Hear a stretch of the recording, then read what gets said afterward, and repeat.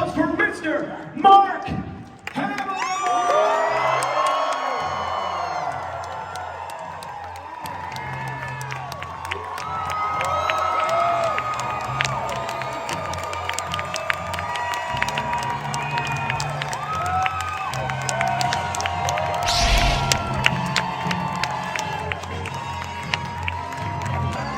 Got the music again for the royalties to John Williams. So.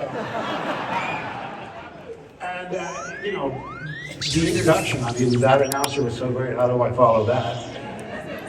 And when I entered, I just came upstairs. Let's do take two. Here's the entrance that you wanted to see.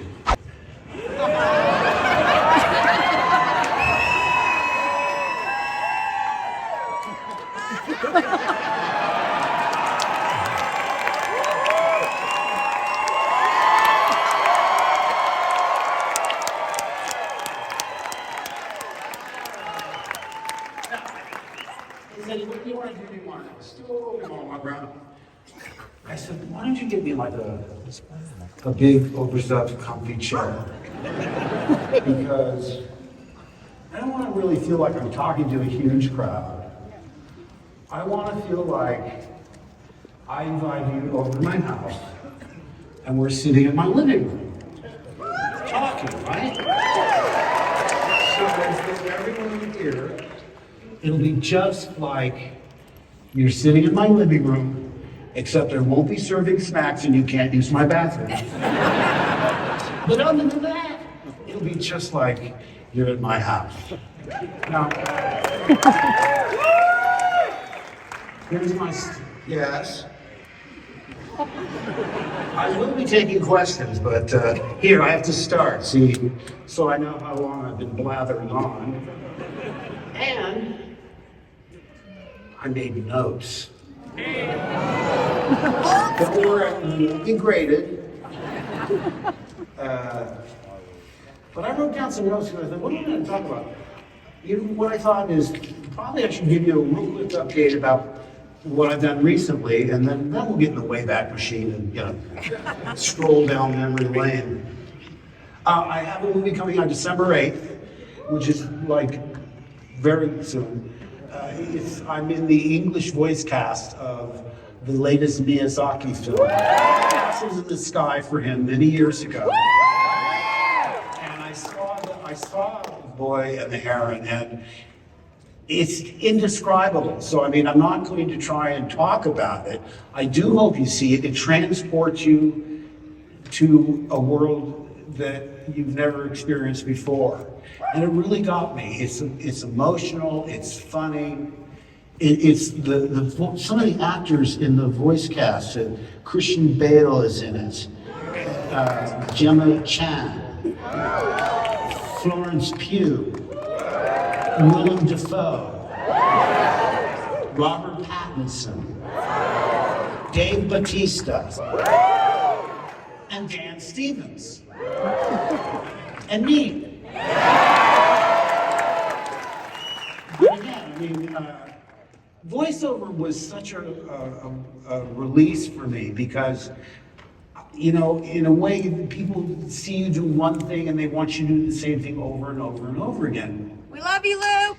So I went to Broadway and did, character parts. I replaced an Elephant Man. I replaced an Amadeus. Well, no, I did the first national tour of Amadeus. We had done Los Angeles, San Francisco, Baltimore, and Chicago, and I was supposed to go to Boston, and then they said, no, we're going to put you in the Broadway show. So, very unusual experience. When you do a play that long, you get to know the fellow cast members, and then you have 2 days off, and you go on. It's like an episode of The Twilight Zone where everyone's different. Your wife is not your wife, your kids aren't your kids. But when I had done an animated series when I was a teenager called Genie. It was based on the I Dream of Jeannie cartoon. But I didn't do voiceover for 20 years. I didn't even think about it. And then I auditioned for the Joker. And I really want this part. One of the things I'm sure if you're actors here in the audience, you'll know that sometimes you have performance anxiety. If you want something too much, it shows, and people don't like that feeling of, you know, desperation or anything. But what was interesting about this was that it came up right after, remember there was a huge blowback over Michael Keaton being cast as Batman. Now they hadn't even seen him, and as it turned out, he was wonderful, but initially there was this big, oh no, he's a comedy actor, he can't be Batman. So in that atmosphere, I thought, well, if they get upset about Michael Keaton, who played Mr. Mom, being Batman, how are they going to feel about Luke Skywalker playing the Joker? There's no way I'm going to get this. So instead of being full of anxiety, I was completely calm because I knew I couldn't get it. So I went in, and they had replaced the normally you do the voice first, and they send it overseas, and they do the animation. It comes back 9 months to a year later. At the audition, they let me just read it cold without having to do the ADR, the additional dialogue. And like I said, since I knew I couldn't get it, I let it rip, and I had a great time. And I drove out into the parking lot thinking, top that! Never gonna find another Joker as good as me. I spoiled for myself. And the first minute they said, they want you to play her. Oh no! I can't believe the Joker. I said to my agent, I said, I wanted you to put me up for a part that, like Two-Face or somebody that's never been seen before. I can't believe the Penguin or any of the famous ones. They said, well, they want you. Okay, but again, I went 180 degrees from being cocky and confident to, and I remember driving into the first recording session, warming up. You can't just do the joke, you gotta warm up or you really hurt your voice. So I was on the freeway, you know.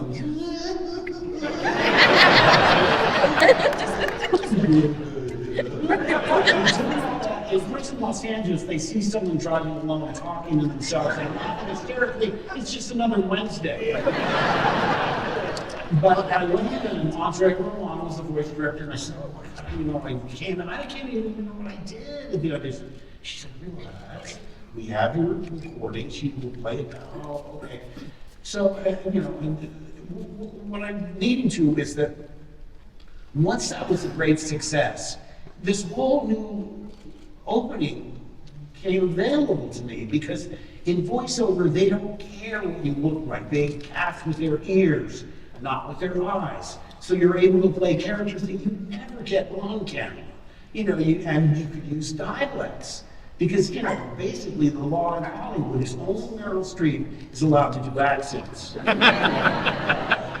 So I was never asked to do Australian or Irish or anything until voiceover. And like I say, it was so liberating because I love the idea of not being seen. You're able to, it frees you in a way where you can take chances that you would never take if the camera was on you. And the voiceover community is just one of the most talented and gracious and welcoming of you know, I've done theater, I've done television, I've done movies. Once they see that you're not a prima donna, you don't have a bodyguard and a minder or a chauffeur, that you're there, ready to work just like they are, and it took, you know, within days, they knew that I was one of them. And like I say, these are some of the most talented people I've ever worked with in any medium, and they're so entertaining. I mean, I would go to sessions, it didn't matter, you know, whether it was a regular show or you know, what's the one, the Time Squad with Pamela Adlon and Rob Paulson, where they're so funny. I laugh so hard because they can do all the time. Maurice LaMarche does. It's not like Orson Welles. It is Orson Welles. You know, he's in Pinky and Brain, he plays Brain. So these people are so entertaining. You think, my gosh, you know, I feel I almost owe them a cover charge. Because we have these 4-hour sessions that they're the most fun in the world. I thought, that's it. I'm ready to retire from on camera because I love voiceover so much. And I was looking, you know, getting ready for this talk, and there was just, I forgot that I had done. I was like, yeah, What was I? That was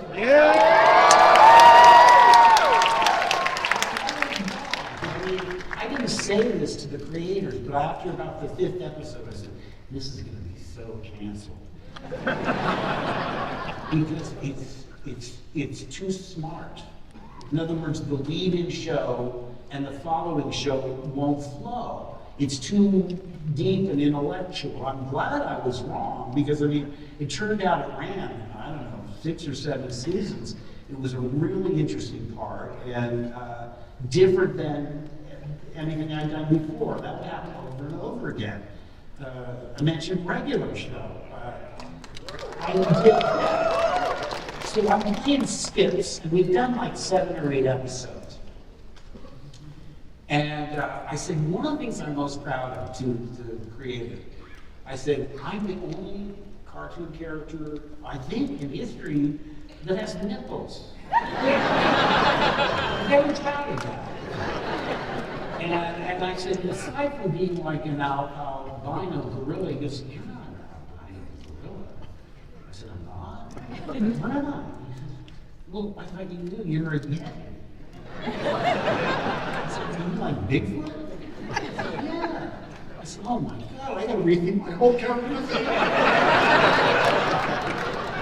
But we go in, and like I say, these people are so talented and so funny. I mean, there's one thing, you know, I wake up and I say, what am I doing today? Oh yeah, oh boy, I'm doing the regular show.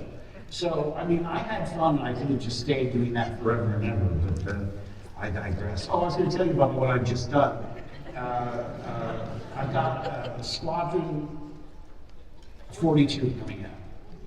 And this probably years ago, I can't remember, it was sometime in the 80s, I guess, or early 90s, said he wanted to have a meeting with me, and I went and I met him, and he's this guy who makes games, right? So he said, I'm going to make this game where there's going to be intercut movie scenes. It's going to be like a movie that's interrupted by gameplay. And I love doing stuff that I've never done before. See, you know, and I played games when the boys were small, but I'm talking about like, you know, Super Nintendo. I mean, I didn't stay with them. I'm not a gamer, truly. But Chris, you know, again, I was fascinated. He said, yeah, I want to do this. And it was Malcolm McDowell was in it. He was hilarious to work with. Tom Wilson from Back to the Future, you know, the bully Biff. Again, hilarious, this guy. So we did this thing, and like I said, I'm not a gamer, but the reaction was stunning. I mean, it was considered a real game changer in its time. And gamers would come up to me in the airport and say, when I make the jump to hyperspace, I go into, I don't know what you're talking about. I don't play these games. I feel like such a fraud, you know. And that's another thing. There's a certain disconnect between people that are what I call UPFs, ultra passionate fans of Star Wars. I get it. I'm so honored. It means more to me than I can ever express in words. However, my job as an actor is you do the job. You show up on time, you know your lines, and you do the best that you can. And you finish that job, and then you move on. I had a show that was canceled. It was called the Texas Wheelers. It was the first time I'd ever seen Gary Busey. I screen tested with him and Tom Ligon, and I already got in the part. And they said, what do you think? I said, well, they're both good actors. I mean, Tom Ligon was just on Broadway and seen him in a play, great actor. But I said, and I didn't have casting approval. They just wanted my opinion. I said, that Gary Busey, I mean, he's so authentic. I've never seen anything like that before. Which is, so it was a Mary Tyler Moore production, even though it was one camera, not a live audience. Jack Elam, that wonderful character actor that played our father, it was critically acclaimed. The New York Times said probably the finest bucolic comedy since Tobacco Road. And what was great for me was my character, he hated his dad because his dad abandoned him in the pilot. He comes back after years of being gone on bender or whatever. But he was more like his dad than he recognized. He was a braggart. He was a liar. He thought he was a ladies' man, even though he never had a girlfriend. It was a wonderful part to play. And we made 13 episodes. There were 4 episodes aired and we got canceled. I was just devastated. I said, I'll never get a character part like this again. And I was just, I mean, I can't tell you how impressed I was. But let me tell you something. If that show had even been picked up for a 2nd season, it could have been a borderline show where they say, well, let's see, you know, it's just funny, we'll let it go a 2nd season. Had it gone a 2nd season, I would have been available for Star Wars. Because it would have gone, we started filming Star Wars in March of '76. And that would have been a direct conflict with Texas Wheelers.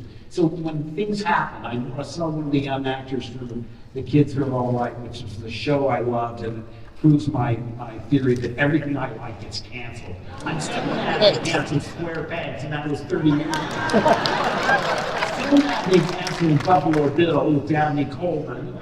But I love this. Kids Are All Right. I said, whoever's writing this thing, it's so authentic. I'm one of 7 children. I was raised Roman Catholic, and there was an authenticity to this show that I said, it's so real. And it was all boys, you know, 7 boys or whatever. I had 4 sisters and 2 brothers, but it was so relatable. And of course it got canceled, but when I saw this kid, he was doing something else, and they said, he wants to meet you. I said, absolutely. And I said, you did such a great job. And he was so disconsolate over it being canceled. I just told him the story I told you about not being able to do Star Wars.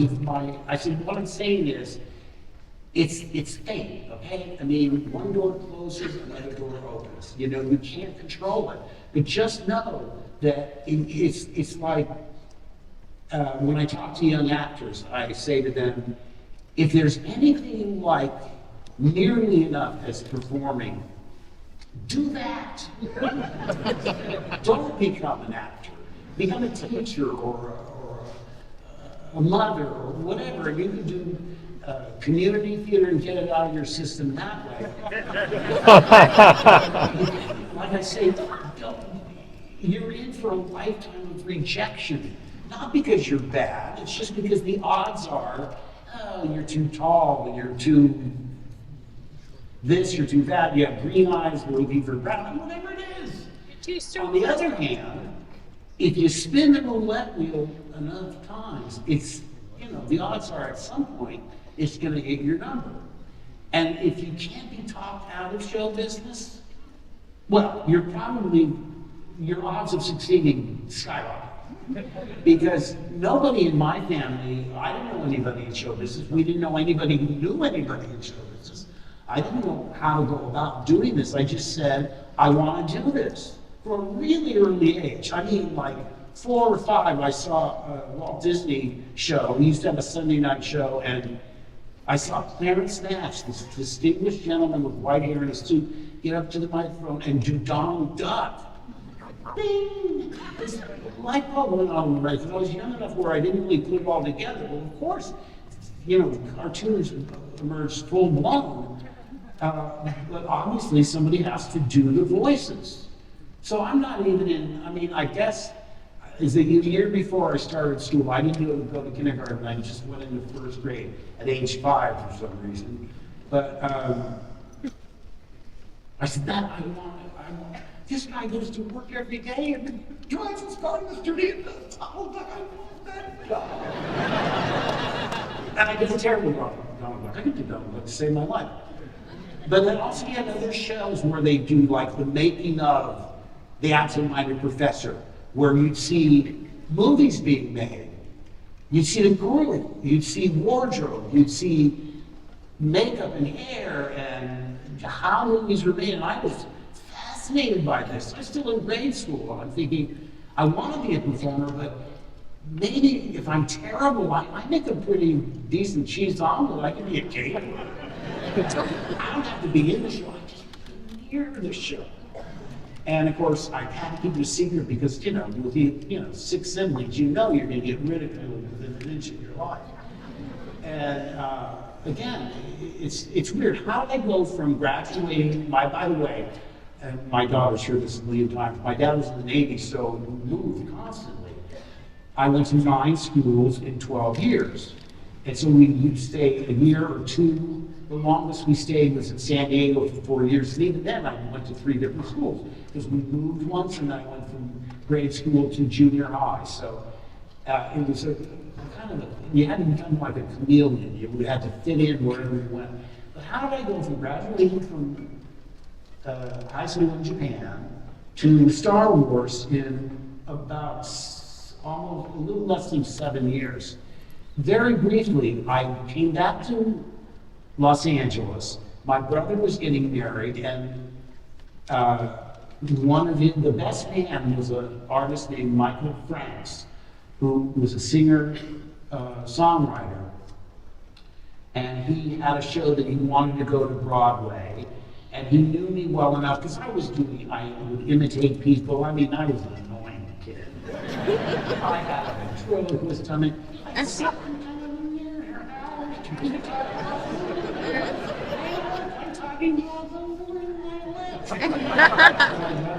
Saying, so, get a life.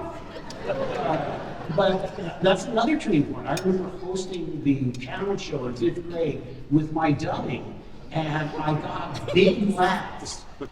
And I looked back and I said, well, of course, because I could go out and say really rude things about teachers and the food in the cafeteria and blame it on the dummy. Oh, don't say that. Mr. Gagnon is a good teacher. Yeah, it's me, Gag. Oh, now don't say that. So, I'm sticking it to Mr. Gagnon. But that was a turning point. It was like, getting laughs. That was really big and important to me. So anyway, I come back from my brother's wedding. I get cast in this wannabe Broadway show. And in the audience, he came to see Lauren Bogus, who was in the cast, and Gil Bogus was her father, and her father worked for Neil Diamond. So it was a showbiz connection. And he saw the show several times, and I would go over to Laurie's house, and he said, if you're serious about this, I said, I'm really serious. He said, well, I can introduce you to a couple of people that might help you get an agent.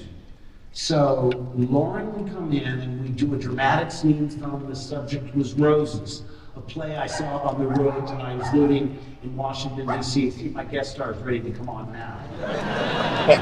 You saw my tweet, you know there's a guest star coming out. So I saw the show with Martin Sheen and Jack Allison, and it was a good dramatic scene, and she would read with me, and then I would do a monologue from You're a Good Man, Charlie Brown, playing Snoopy, which I had played in high school. And it was the World War II, and I'd sit on the floor and do this thing.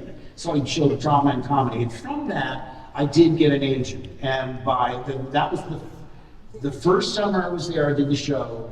Before Christmas, I had met with agents, and by February of the next year, I had an agent, and they started sending me out after school. I went to LACC, and I had to take full units because I couldn't have been drafted because Vietnam was going on.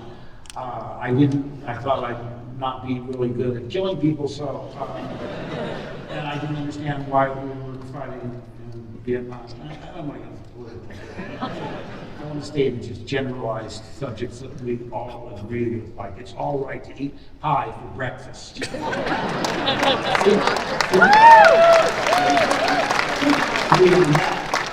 How many Frenchmen can't be wrong? Things are, but so, they try to say to me, you got to quit school because you got an offer to do this part. I mean, I did the Bill Cosby show one day. So you would get 1 unit for every class you missed. You could only miss so many classes, or they drop you. To make a long story short, that first summer, 1970, after I got there, I got 3 shows. And I finished college. After 2 years, instead of going to a 4-year university, I was getting enough work. I started doing TV and stuff. To make a long story short, eventually, I've done 9 months on a soap opera. I did, maybe 35 guest stars on different shows, about 9 TV movies, and then I heard about this movie Star Wars.